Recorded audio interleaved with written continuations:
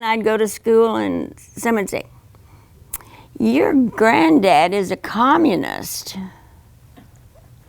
And I didn't even know what a communist was. So I go home and my mother said, "Honey, it's co-op, it's not communist." Probably the best piece of advice I've ever gotten was do what you do well.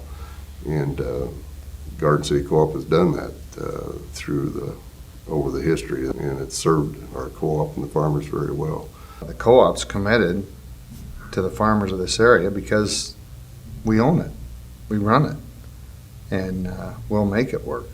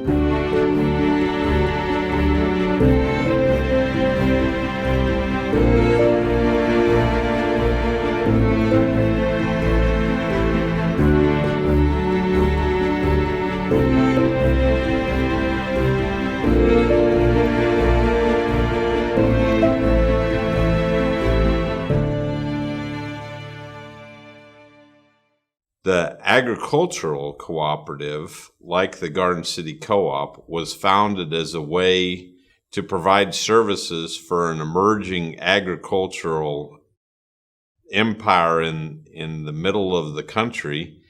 And there was a huge need for infrastructure and investment. There was a need for technology and new services and innovation. And stockholder companies weren't that interested in investing in us out here. And so the agricultural model was formed and promoted right here in the state of Kansas, is where the main idea came from.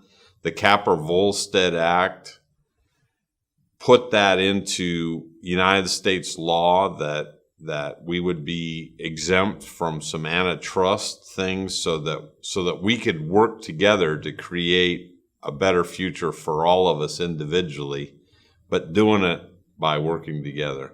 Most of the cooperatives in Kansas were formed in the teens, from 1910 to maybe 1925.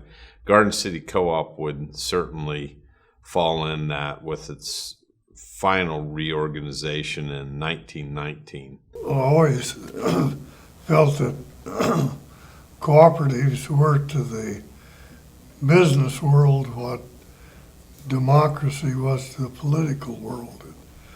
Cooperatives are of the people, by the people, and for the people. And the big difference in cooperatives is you have the ownership, so you have a control over your own destiny. If there's any rewards to be had, they're passed back to the users and the members. I've always kind of wondered why some areas have co-ops and some areas don't have. But I finally concluded it was leadership. If that community happened to have the leadership to get the co-op going, they had a co-op, and if you didn't have the leadership, you never got it. And we were lucky in Garden City. We had early leadership that got the co-op off the ground. Wasn't Bob Ackley our first? Yeah, Bob Ackley was probably the most prominent one. I always understood he even put up some of his personal wealth to keep the co-op going in the early days.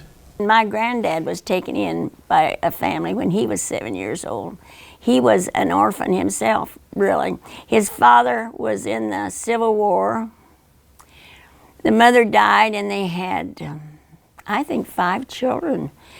And so I guess the neighbors took, and which happened to be my maternal grandmother, great-grandmother. Is that not a story? she had 7 girls and 3 boys, and then she took him, and he stayed with her for several years.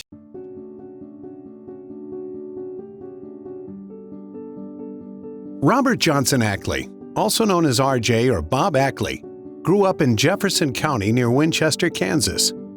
Due to the rough and rocky terrain of eastern Kansas, which made agricultural production extremely difficult, RJ decided to move his family west to Osborne County. They settled down for around 2 years until someone from Finney County came up with a business proposal for RJ. They were going to be building a sugar beet factory in Garden City. Once again, RJ gathered up his family and headed southwest to Garden City on March 3rd, 1906. My grandmother had a little topsy stove that she cooked on. And they had 4 horses, I think, and 2 young men decided they were going to come with them. And parked just about a block east here, where that little store is down here, you know, on 4th Street. He said Garden City looked pretty sorry. He'd rented a house from Mr. Cohen. And he says, the next day we went to town and bought Mother a brand new range stove, which she had never had before. Then she became ill from the water. Got kidney stones or something. She had to have surgery. They rushed her to Hutchinson. Then he says, Mother and I came home and Dad was in another business. And I can't remember. He'd gone into real estate. And I think with Tom Jones. RJ's partnership with Tom Jones in real estate was fruitful and set the stage for the business cornerstone of the Garden City Co-op, as Jones was instrumental in both co-op charters and was the one responsible for calling the meeting for the purpose of reorganizing the co-op in 1919 to try a second time. My grandparents had a big dining room table, and it seems to me when we went in there, he always had a slew of papers on the desk, writing something all the time. You know, he wasn't a typist or anything. He just long-handed it. And then when he got it together, I guess he sent it to these little newspapers.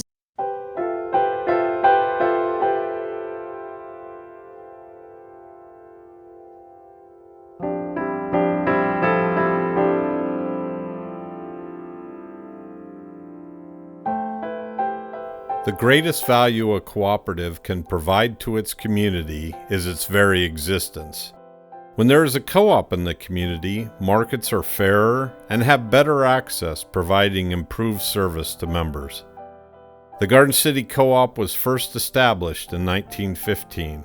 It was the dream of R.J. Ackley, T.M. Jones, and others to provide a way for farmers in the Garden City area to protect themselves from an unfair and undisciplined market. The Garden City Co-op struggled for 2 years until 1917, when it was disbanded and sold to an investor. 2 years later, in 1919, the farmers recognized their mistake and reformed a new Garden City Co-op that continues to serve farmers in western Kansas today. The following is an excerpt from Mr. R.J. Ackley's writings in 1949. He was our founder and had been our board chairman for 30 years at the time. He reflects back on the Garden City Co-op's beginnings. His words are a strong reminder that the true value of a co-op is its very existence. Unfortunately, we learned this lesson the hard way 100 years ago. It is worthwhile to learn from Mr. Ackley and not repeat the short-sighted mistakes of the past.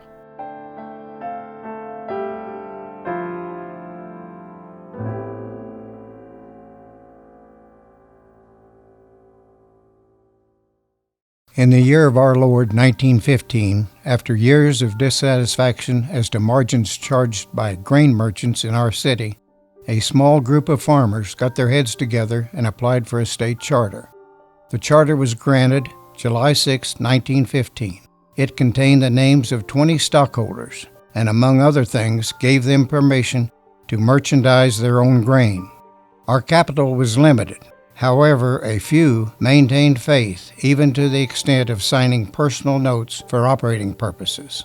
Now, at a time when the going was hard, there came upon the scene a chain store promoter, one Dr. Ball, who preyed upon our membership and led them to believe he had something so much better that he gathered up about $4,000 in one day. Our association had been able to collect less than $2,000 in 2 years. Things became so discouraging that I, as chairman, called a stockholders' meeting, laid the facts on the table, and asked if they wished to pay their notes or disband. They voted to disband, except one man, T.M. Jones, who voted no. Jones and I had signed the note. The Ball promoters sold stock enough to pay the $13,000 note and to stock a few groceries in a little cement block house. In less than 60 days, the promoter disappeared with the balance. So much for the first attempt. After 2 years of exploitation, there came a jolt that opened the farmer's eyes. Crops had not been good. However, we raised a lot of cane seed. This was during World War I. The manager of our old line elevator learned early that cane seed had found a new use, being worth $7 a hundredweight for dye stuff. The non-co-op manager stepped out and contracted all the cane seed at $1.50 a hundredweight. Farmers' eyes being jarred open, they went into huddle again and obtained another charter on August 16, 1919. Our sleep and punishment had taught us a vivid lesson. We all seemed to have new vigor and willingness to put in more money. Instead of having $2,000, we soon gathered $12,000. We bought our same elevator and started again. Business picked up and we were on the march. The future looks bright in spite of much unfair opposition. Our success in the future depends not so much on how hard others fight us as how well we conduct our own business and the type of service we render to our membership.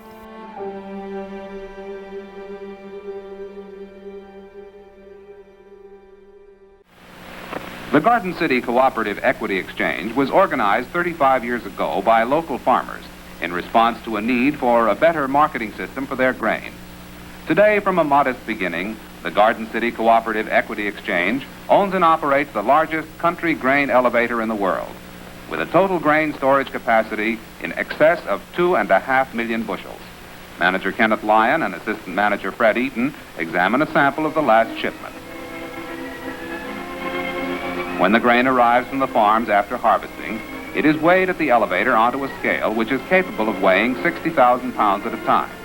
The grain is tested to ascertain the amount of moisture in the load in order to determine what the final weight of the grain will be when the moisture is removed for actual storage.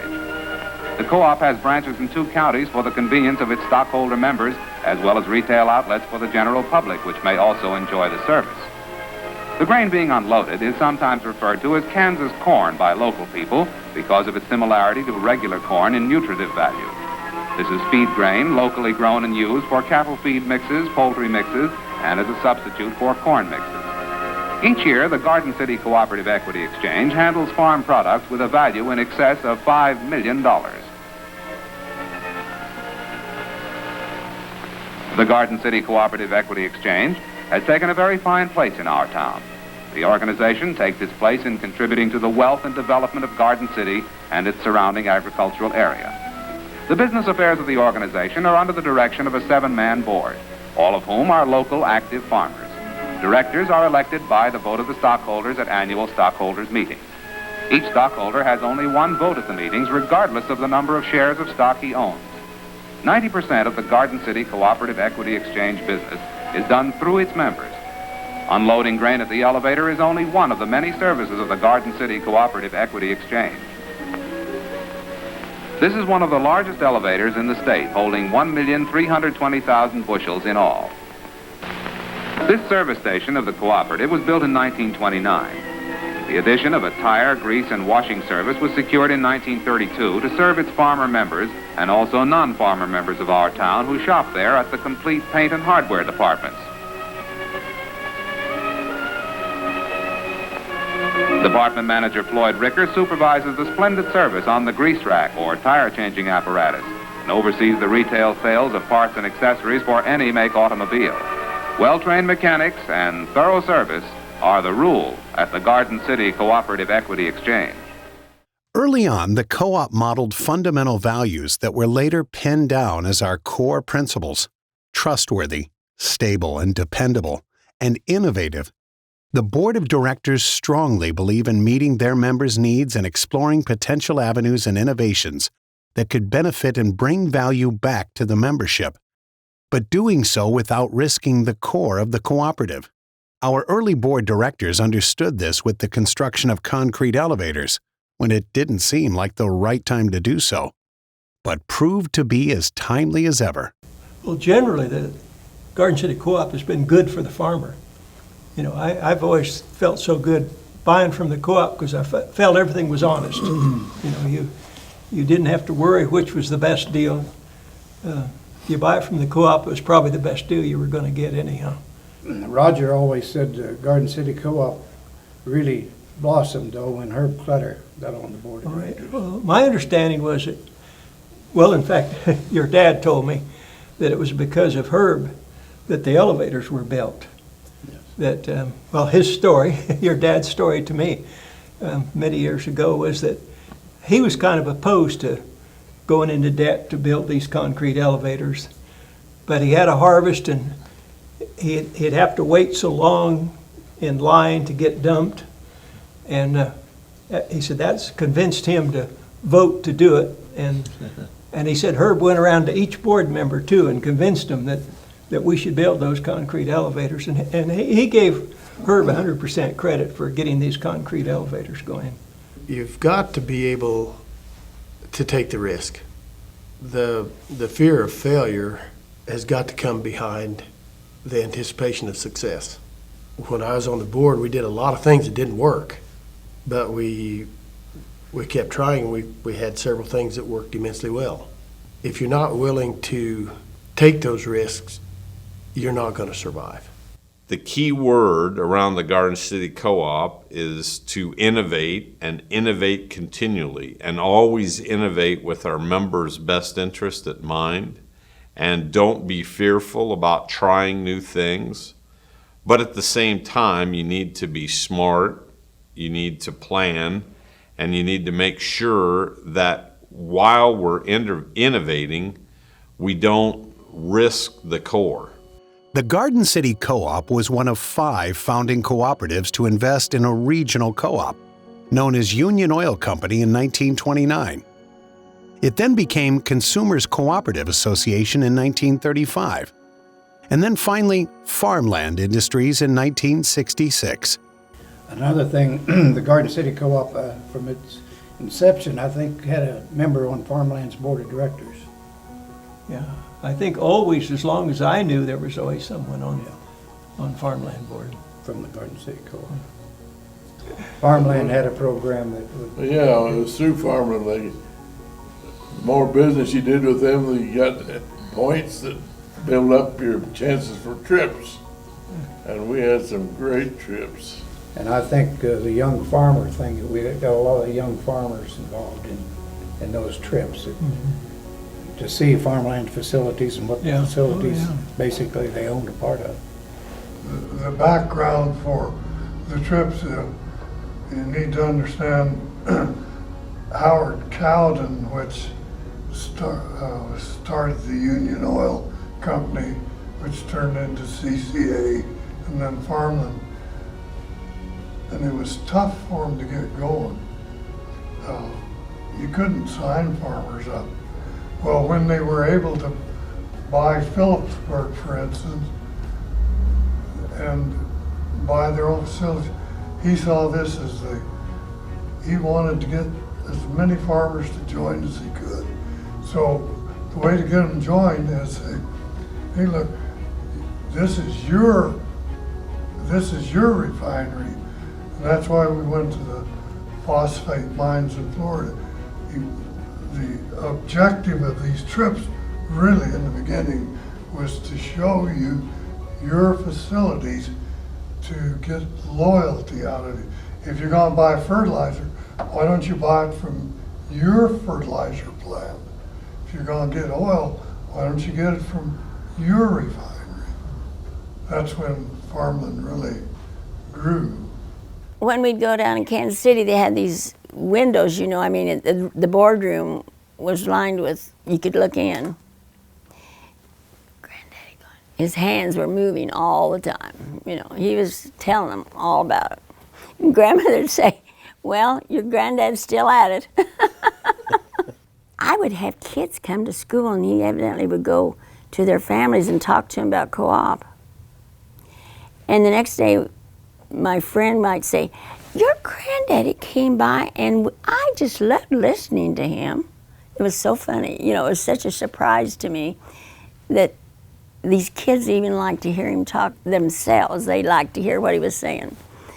The thing I liked about cooperatives was the fact that they'd bring income back to Finney County. A lot of your businesses, the stock income or whatever would leave the county, and the local cooperatives would get earnings off the regionals and other things and bring it back to Finney County. I thought that was a good program. This is what I really liked about the co-op. That income generated stayed here in our trade territory. Garden City Co-op over the years was often the #1 purchaser of petroleum or feed. It's always often in the top 10 in overall sales. Was very committed to being cooperative minded enough within the cooperative to buy from the regionals and support the regionals. Otis realized that the 12 farm credit districts in the U.S. as they were set up were not serving the farmers as efficiently as possible. Within each of these districts was a bank for cooperatives. The Garden City Co-op's Bank, the Wichita Bank for Cooperatives, had $800 million with some very large account holders. Farmland Industries, Farmarco, the McPherson Refinery. Approximately 60% of the loans were tied up in 3 loans. This made for a risky situation for the bank and didn't give them a whole lot of capital to work with. So Otis ended up going to D.C. in 1987 to persuade Congress to merge the banks with the Central Bank in Denver. At that time, we were fortunate that we had controlling the Senate was Bob Dole. Was able to get him to bring legislation that we wanted to mandate a vote. And then we also had Pat Roberts was head of the Agricultural Committee in the legislature, and also headed up the committee that took care of farm credit. My first interaction with Otis was in 1987 in the legislative effort for the farm credit system. I was on the legislative committee, and standing in the back of the room was this tall, lanky rancher who was observing very patiently what was going on in the legislative process. I was trying to figure out what his interests were. Soon it became evident his interest was in finding a way to merge the banks for cooperatives for the benefit of cooperative stockholders. The Farm Credit Act of 1987 paved the way for the formation of CoBank. Otis was on the CoBank board from the very beginning. He, along with other directors and leaders, like Malcolm Harding, built the foundation for rural America's cooperative bank. In 1992, he became chairman of the board and would hold that position for the next 11 years. And so we had one large bank that would have the personnel that were capable of understanding and handling a variety of products, as well as the backing that was needed financially to make the kind of loans that were needed. The Garden City Co-op Board is very serious about their responsibility to represent the entire membership of the co-op, not just their farm or their neighborhood. Our founder, R.J. Ackley, in 1919, had some very strong attitudes about the cooperative principles and the need for a co-op to be of service, to continue to think of new ways to help members and be completely focused on their needs and the need of doing the greatest good for the greatest number. I think Mr. Ackley's presence is still in our boardroom today, because if you look at the lineage of board members, many of the people that took us through the huge growth phase of concrete elevator expansion in the 40s and 50s and 60s had the opportunity to serve with and learn from Mr. Ackley. We've had many families that have had multiple generations serve on the board. Grandfathers, great-grandfathers, passing on to sons who are now the fathers, and then sons and daughters in the current generation that serves on the board. So there's been not just a cooperative tradition, but a family tradition of service. And so as these grandfathers and fathers talk to the current board members that are serving, and as older neighbors that served before talk to the younger neighbors from their close family friends that are now serving, there's this common message of take the responsibility seriously, be very prudent in your decisions, but never be fearful of taking a chance. Do the best you can to build something for the future. Don't just hold on to the past.